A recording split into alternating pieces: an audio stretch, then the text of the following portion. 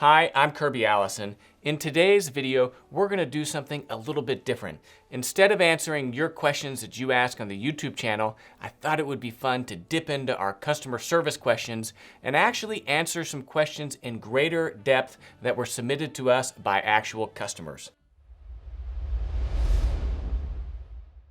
Today's questions are really kind of organized around the theme of whether or not you can save certain types of shoes.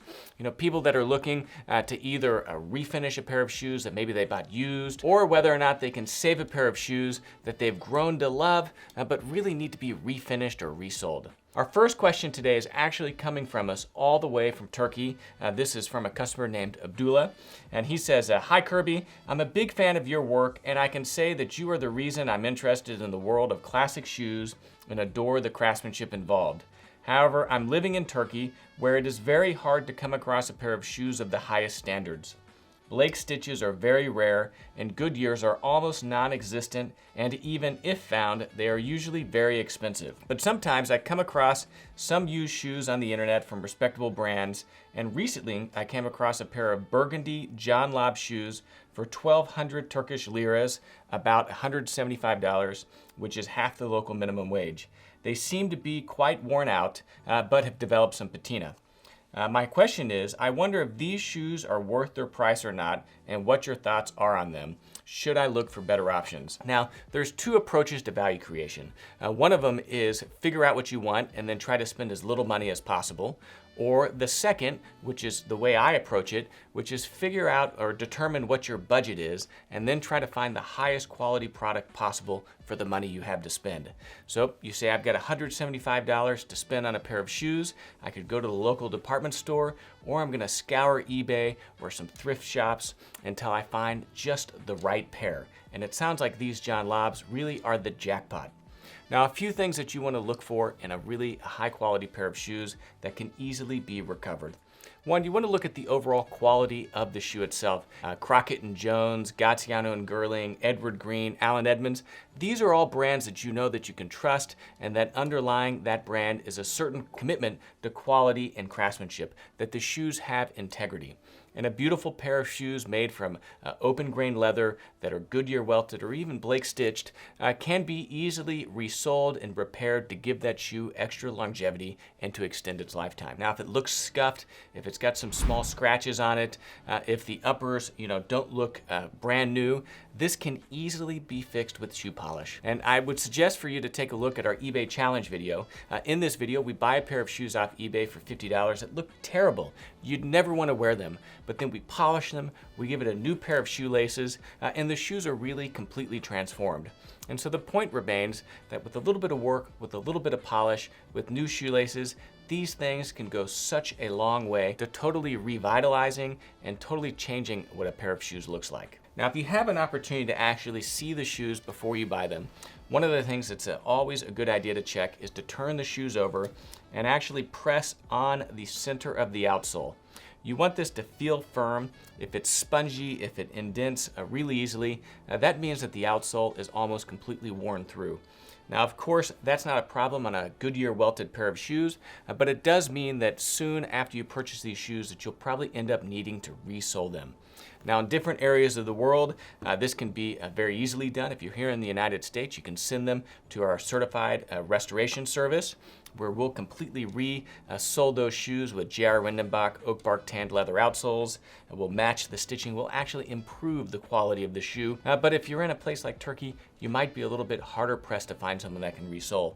So you want to make sure that you have that person lined up, one of your trusted kind of resources, if you will, so that if you need to resole the shoes, that you can do that easily. The other thing, of course, is really kind of looking at the shoe to make sure there's no cracking in the leather itself, because that is very difficult, if not impossible, to repair. Even moderate scratching or scuffing, these things are very easily repaired just with a little bit of shoe polish. The other thing I would do is just, again, take a look at the stitching, make sure none of that is coming unraveled.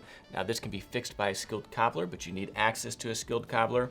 And one of the other things I always like to check is the back or the heel of the shoe to ensure that this area hasn't been totally collapsed because someone was jamming their foot inside the shoe without using a shoehorn. One of the most essential shoe care accessories there is out there, really probably right up there with shoe trees. So congratulations on the John Lobbs. These sound like great shoes, and for $175, it sounds like a great deal. And so I would suggest, again, a little bit of polish, a new pair of shoelaces, and you should really be ready to go to town with those John Lobbs. Now, Abdullah follows up with one additional question. The other subject I wanted to ask you about is a quality local brand called Hemington. I'm considering buying their cognac-colored Oxford shoes for 600 lira, or about $85. They're Blake stitched. Are they worth it, or should I invest my money on something else? You know, a pair of $85 shoes, if they're made well, are certainly worth the money, and it all goes back to your budget and what you have available. A few things that you might want to look at just to pay attention to in evaluating quality is, first, you want to check to see if the uppers are open grain. Now, what that means is that it hasn't been corrected during the tanning process to split the leather and then seal it. The way that you can identify open grain leather is by looking at it very closely. And I can do it with this shoe right here. You look at it very closely, and you can almost see small little dots in the leather. That's the pore structure. It means that it's an open grain leather. It's high quality. The polish is going to feed it. It's natural, and it hasn't been unnecessarily kind of corrected in the tanning process. If you look at a pair of shoes and the leather is perfectly smooth, almost looks like plastic, it's probably corrected grain leather. And in that case, it's a nice pair of shoes. It'll certainly look great out of the box, but it's not going to wear as nicely because that leather isn't really going to take the polish. And so what I mean by that is that a full grain, open pore pair of shoes has leather that still has that kind of natural property where it's able to absorb those nutrients from polish and polish up very nicely. Corrected grain leather is literally that. It's leather that has had superficial defects that has been corrected in the tanning process. And normally that's done by either splitting it, which is cutting it in half, and then finishing it to give it that nice shine. But whatever the process is, it's been corrected and doesn't maintain or retain that natural pore structure that really allows the leather to age beautifully, to develop a patina, and most importantly, to really be fed by nice polish. So a lot of less expensive shoes are made with corrected grain leathers simply because it's more economic than full grain open pore leather. Now, Blake stitch shoes can certainly be resold, and so maybe they don't have the longevity of a Goodyear welted pair of shoes, but a skilled cobbler can easily resole a pair of Blake stitch shoes at least 1 to 2 times very easily. So you can still get longevity there. Now, some of the ways that a shoemaker like this Hemington might save a little bit of money in order to produce that $85 pair of shoes is maybe they're being made in Turkey, where the labor is less expensive than a pair of John Lobbs that are made in the United Kingdom. Maybe it's using a rubber outsole as opposed to a leather outsole, or a inexpensive leather outsole versus an oak bark tanned leather outsole. So there's a lot of ways to cut a few corners without compromising the overall quality or integrity of the shoe. And so $85, certainly if it's substantiated, sounds like a great investment. Next up, we have a question from a customer named Denver, and it reads, good afternoon, Kirby. I wanted to send you images of my Floresheims shoes before shipping to ensure that this type of repair can be done within your shoe restoration services. They're not a very expensive pair of shoes, but I love them. I bought them at my local San Diego naval base, and they've provided years of use. Using your shoe care methods have made them last, but the sole areas need a little bit of help. So Denver, congratulations on these beautiful shoes, and I know exactly what you mean. I mean, sometimes you just buy a pair of shoes that you fall in love with and that really have sentimental value to you. I think of these Grenson penny loafers right here. I bought these shoes in college. It was one of my first nice pair of shoes. And these shoes will always be in my wardrobe, and I'll go to great lengths to repair them, to take care of them, to ensure that I can really wear them, hopefully for the rest of my life. So it sounds like these Floresheims have a little bit of sentimental value to you. Now, looking at your photographs here, it's a beautiful pair of shoes, and I can tell by the photographs of the uppers that you've really taken great care to polish, to hydrate, and to shine those uppers. Now, these shoes look Goodyear welted, and so we can easily resole them and replace replace these outsoles with J.R. Rindenbach oak bark tanned leather outsoles. Now these oak bark tanned leather outsoles from J.R. Rindenbach really are the highest quality anywhere, and so by sending your shoes to us, we're really going to be substantially increasing the quality of these shoes, and because I can tell you our outsoles that we use are significantly better than the standard outsoles that you would get on a new pair of Floresheims. So you'll definitely be upgrading the shoe there. Now there's a few things that you do want to be careful about. You know, as I look at the shoes, I can see on the toes that you've really got a lot of wear on the toes itself. Now you want to make sure that you send your shoes in to be resoled before you wear all the way through the outsole into the welt. Now what I mean by that is really this area, the bottom of the shoe, is comprised of two separate parts, if you will. You have the outsole, right, which would be like the tires, and then you have the welt, which is this thin leather strip on top of the outsole to which the outsole is sewn. Think of that as like the rim. Well, what you don't want to do is wear all the way through the outsole into the welt, because if you wear through the welt, we have nothing to sew that new pair of outsoles onto. Then the repair goes from something very simple and very standard to something much more complex whenever we have to re-welt the shoe itself.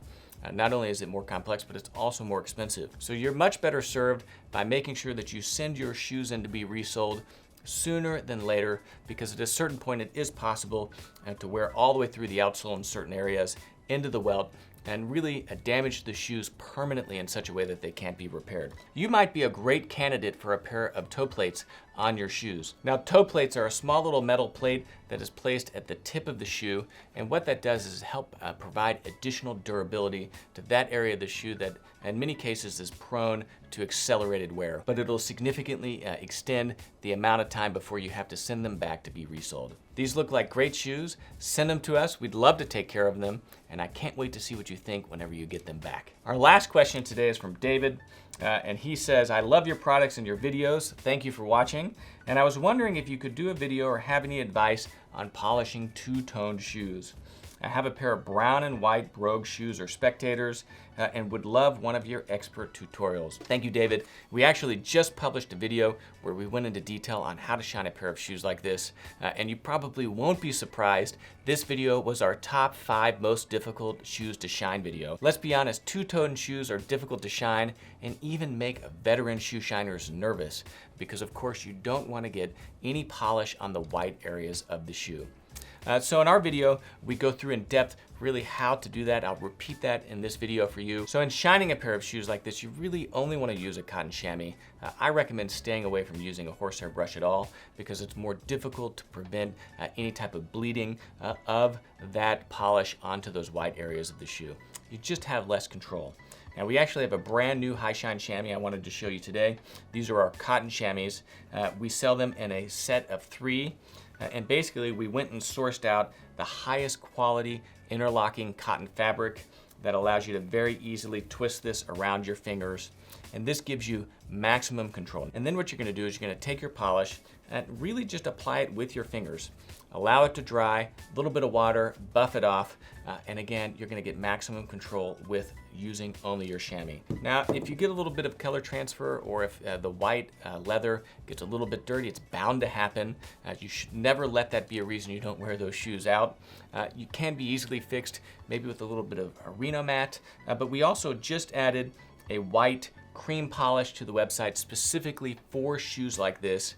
It's a pigmented cream polish, right? A little bit of white on there. And so this will allow you to polish, to nourish that white leather while giving a little bit of pigment to help conceal any type of discoloration or scuffing. So congratulations on the shoes. They look absolutely beautiful. You're doing the right thing with putting some shoe trees in them. Of course, make sure you're always using a shoehorn to put those beauties on. We've got a large collection here at KirbyAllison.com. And whenever it comes time to polish them, absolutely use a high shine chamois. And if you need a little bit of pigment onto that white leather, use a little bit of our white cream polish. Now you'll notice that this isn't the Medal d'Or quality polish, it's the Saphir Beauty de Cure, which is 1 level under Medal d'Or, but it's still an exceptional polish, and it's the only polish that they actually have a white pigment in. So this is what we recommend. It's on the website, KirbyAllison.com. And otherwise, congratulations on these beautiful shoes. I'd love to see some photographs of you wearing them. So if you don't mind, snap a photograph, post it on Instagram, and tag us at Kirby Allison. And I'd love to repost that. So there we go, a few actual questions from customers that have emailed us. Of course, we're here to answer your shoe shine questions. We're available, customer service at kirbyallison.com, or give us a call. Make sure you visit kirbyallison.com and you can find all these shoe care accessories and how to get in touch with our customer service. Now, if you enjoyed this video, I'd suggest watching our eBay challenge video where we take a pair of $50 eBay shoes, we shine them up, but these shoes we send our cobbler to have them totally restored with new outsoles. You're not going to believe what these shoes look like after we got done with them. I'm Kirby Allison, and I love to help the well-dressed acquire and care for their wardrobes while exploring the world of quality, craftsmanship, and tradition. Thanks for watching.